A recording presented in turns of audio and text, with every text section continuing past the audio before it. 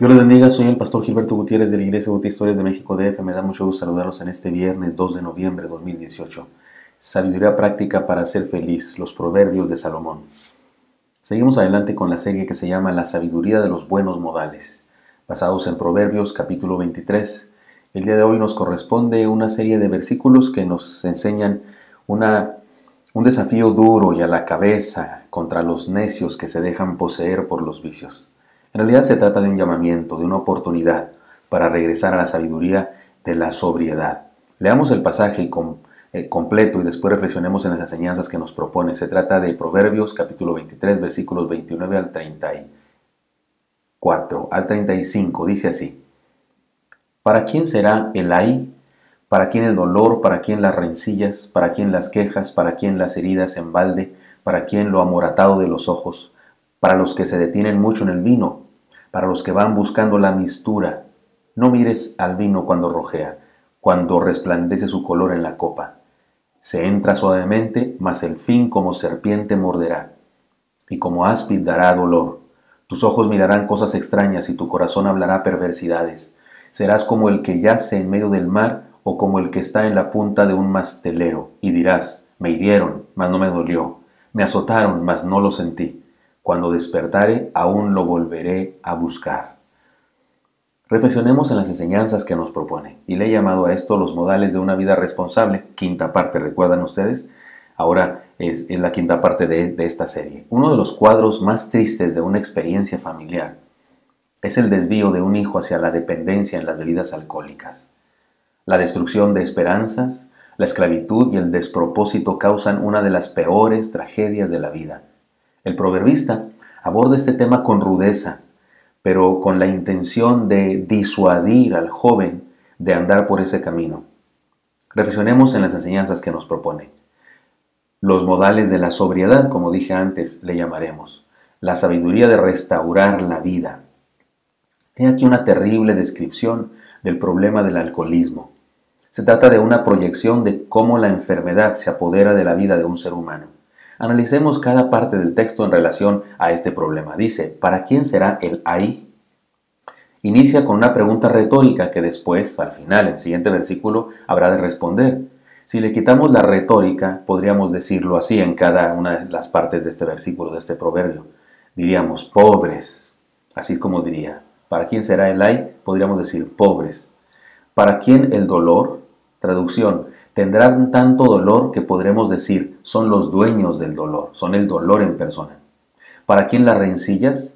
Su vida estará llena de pleitos y relaciones fundamentales quebrantadas, una familia destruida. Luego dice: ¿para quiénes las quejas?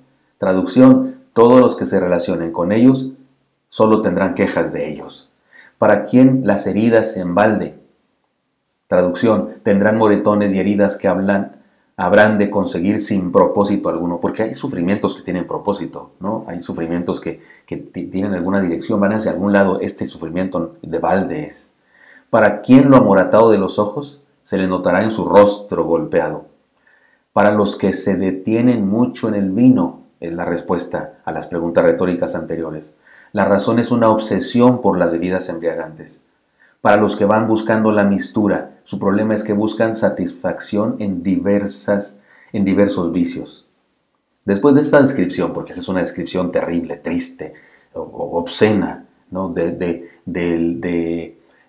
proyecto del alcoholismo, de los pasos del alcoholismo. Después de esta descripción nos presenta la exhortación pertinente. No mires al vino cuando rojea. Traducción: no te conviertas en fan de las bebidas embriagantes. Cuando resplandece su color en la copa, dice después, no busques experiencias más intensas cada vez en relación a los vicios. Luego dice: se entra suavemente. Traducción: puede tener cierto placer inmediato. Luego dice: mas al fin como serpiente morderá. Pero el final te clavará los colmillos venenosos como una serpiente mortal. El vicio es esto. Y como áspid dará dolor, y como un reptil lleno de ponzoña que carcome la vida. Y luego dice más consecuencias negativas. No ha acabado todavía aquí con esta especie de proyección del alcoholismo. Luego nos habla de otras consecuencias negativas. Tus ojos mirarán cosas extrañas. Traducción: perderás contacto con la realidad y tendrás alucinaciones. delirium tremens se habla, ¿no? Cuando una persona experimenta por causa de su alcoholismo exacerbado. Y luego dice, y tu corazón hablará perversidades, tu mente se embotará y dirás cosas sin sentido, necedad al por mayor. Una de las cosas más tristes y más viles de la raza humana es tener que atender, ¿no?, a un borracho, tener que atenderlo diciendo necedades, tener que consecuentarlo y llevarlo para acá, para allá, porque está diciendo necedades, está hablando perversidades, su corazón está entenebrecido, su corazón está embotado por el alcohol. Luego dice, serás como el que yace en medio del mar. O sea, tu condición será de un náufrago. Y luego dice, o como el que está en la punta de un mastelero, o como la de un trozo de madera que pende en las alturas en medio de la tormenta. Y luego dice, versículo 35, y dirás, me hirieron, mas no me dolió. Lo peor es que la necedad hace que una persona en esta condición niega el problema. Me azotarán, mas no lo sentí, serás capaz de fingir con tal de no aceptar tu enfermedad. Y luego termina diciendo, cuando despertare aún lo volveré a buscar. Lo peor es que después de despertar de la noche de juerga, algunas personas siguen buscando la necedad del alcoholismo. El asunto es sencillo.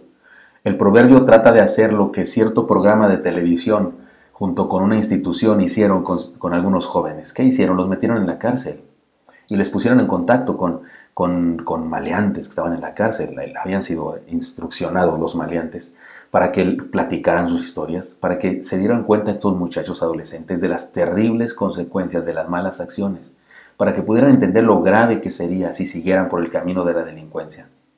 Algunos jóvenes se entendieron y después de la experiencia decidieron cambiar, pero tristemente la mayoría no lo hizo así. La mayoría se mantuvo en su necedad y salieron a delinquir de nueva cuenta y a drogarse de nueva cuenta. ¿Cuál es el valor de abordar este tema tan crudamente como lo hace el proverbio? Como dijimos antes, el propósito es disuadir. He aquí 3 principios que considerar. 3 cosas muy importantes, 3 principios que considerar para terminar. El principio del cocimiento de la rana. ¿Cómo se cocina una rana? La mayoría sabe este ejemplo, ¿no? ¿Cómo se cocina una rana? Si tomas la rana y la echas en agua caliente para cocinarla, no se queda, salta del agua caliente. Incluso salta hacia ti si es necesario porque el calor le impide quedarse ahí. Entonces, ¿cómo la cocinas? Pones el agua a temperatura normal, fresca, y la rana se va hacia el fondo de la olla porque te tiene miedo a ti y se esconde en el agua. Y le prendes a fuego lento y el agua empieza a calentarse y calentarse y cuando la rana se da cuenta que no debe estar ahí, ya está demasiado debilitada y no puede salir. Así hace el vicio con el corazón del joven. Así que no inicies, joven, no inicies. Y si ya lo hiciste, no sigas por ese camino. Y si ya has andado por ese camino, no te permitas llegar a un punto del no retorno. Recuerda el principio de la rana y no seas rana. Porque no eres rana, eres un ser humano, tienes voluntad, tienes capacidad de decidir. No inicies, y si ya iniciaste, no sigas por ese camino, y si ya anduviste por ese camino, no te permita llegar al punto de no retorno. Regresa de inmediato y comienza tu vida. Número 2, el principio del vaso vacío. ¿Cómo vaciar un vaso? Tienes un vaso de cristal ahí en tu mano ahora mismo, y ¿cómo le sacas el aire? Pues tendrías que tener una sofisticada máquina de hacer vacío, ¿no? Pero hay una mejor manera de sacarle el aire, llenarlo de leche. Si lo llenas de leche, se le sale el aire. Si lo llenas de refresco, se le sale el aire. Si lo llenas de agua potable, se le sale el aire. Entonces, llena tu vida de algo que no sea de alcohol. El apóstol Pablo dice, no os embriaguéis con vino, en lo cual hay disolución. Antes bien, sed llenos del Espíritu Santo. Y la frase llenos del Espíritu Santo es paralela a no os embriaguéis con vino. Podríamos traducir, no os embriaguéis con vino, embriagados del Espíritu Santo. O podríamos decir, no te llenes de alcohol, de vino, llénate del Espíritu Santo, porque es la misma palabra, la misma frase. Llena tu vida de algo. Júntate con cristianos, reestructura tu proyecto de vida, aliméntate de las cosas de Dios, ora, lee la Biblia, reúnete con otros cristianos, comparte vida, busca quien te llene, busca ayuda. Tal vez incluso debes buscar ayuda en serio. Debes buscar a un profesional o una institución profesional que te ayude si has llegado a un punto muy grave en este asunto de la dependencia del alcohol. Y número 3, además del principio del cocimiento de la rana y el principio del vaso vacío, un tercer principio, el principio del trabajo manual. Déjenme les cuento una historia.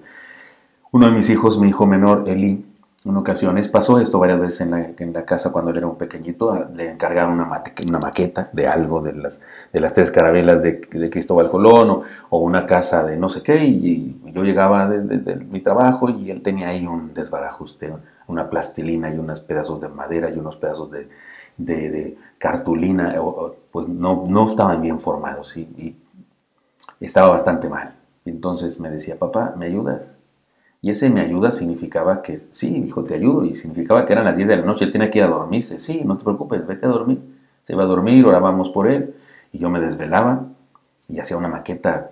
No soy tan malo para hacer eso, así es que me quedaba súper. Siempre ganaba el primer lugar y lo condecoraban en la escuela por la tremenda maqueta que llevaba. Se hizo esto costumbre. Y de repente él se esforzaba y le quedaba bastante mal, pero él ya sabía una cosa. Sabía que cuando yo llegara me podía decir, papá, ¿me ayudas? Eso de me ayuda significaba no arreglarla, volverla a hacer. Querido joven, querido hermano, no importa la edad que tengas, ve con Dios y pídele que comience de nuevo contigo. Dile, Señor, ¿me ayudas? Lo vuelves a hacer, por favor. Y no significa que tú no vas a hacer nada y te vas a ir a dormir. No, significa que le vas a entregar tu vida y le vas a decir, Señor, ayúdame, comencemos de nuevo. 3 principios entonces para vencer esto que tan rudamente y severamente nos presenta el proverbio. Seamos sabios y vivamos en sobriedad. Espero que esto sea útil para ustedes y me encantaría encontrarme el día de mañana. Hasta pronto.